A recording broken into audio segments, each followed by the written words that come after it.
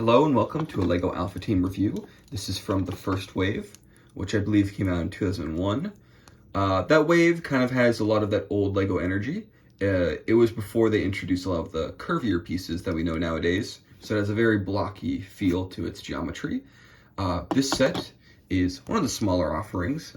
We've got this female team member who has this very odd, almost X-Men comic book-like print. It's like, if we're talking like logistics, it's kind of weird. I don't know. I feel like it's got too much detail in the wrong places. Like these weird, I don't know, the shading on her pockets, I feel like could have been done without. I don't know. I'm not a huge fan of comic books, like styling in that way in general, but it's very hokey in a way that's also charming. So I appreciate that. I do think it's kind of lame that they just give her a hat. You know, back then female minifigures were pretty rare, so it's like they could have given her a more specialized thing, but I guess they weren't really into that. But even just like a hairpiece or something, or like a more action-y hat than just a baseball cap, it seems kind of misplaced. Maybe it's not even the right piece. I'm pretty sure it is, though.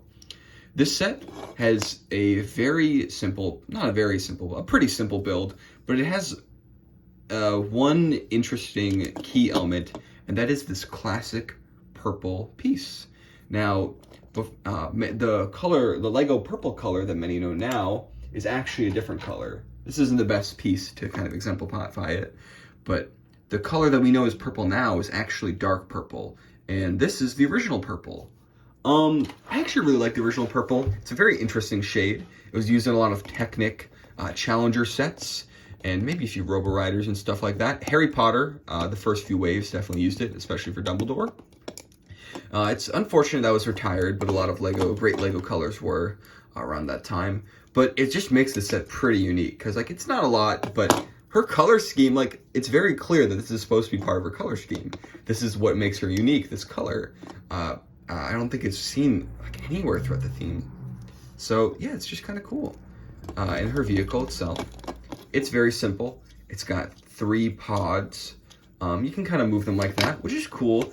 I like how it has a bit of versatility in that way. Got some pins that don't have anything to put in them. Some fire, kind of similar to the Rocket Racer in the way that's implemented. Unfortunately not prints. We've got stickers. One here and here and here. I'd assume that's the Alpha Team logo. It's also on her shirt. And you've got this little radar dish. This is a very classic feeling LEGO set. It's super simple, but you know, it works. It's a nice little display piece. It's pretty unique for given the kind of LEGO architecture, the LEGO scene at that point. You know, it's got like, the Alpha Team is very clearly based on like Mission Impossible or something like that. And it's kind of interesting because a lot of these LEGO themes back then that were not based on, you know, the ones that were not specifically based on properties, but stuff like Adventurers being loosely a sort of Indiana Jones look-alike, and how space kind of emulated a little bit of Star Wars in 2001: A Space Odyssey. Just that kind of thing, but for a more modern idea, a Mission Impossible kind of thing. And you know, it's cool. It's like it's a lot. It's new ideas in that old framework, and I think that's what makes this set so interesting.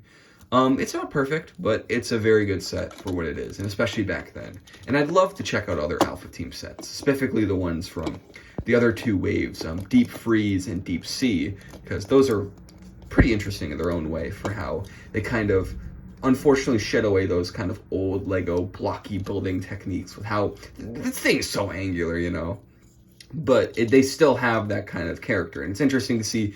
It's like you see the evolution in like real time, like how fast things changed. But yeah, cool set.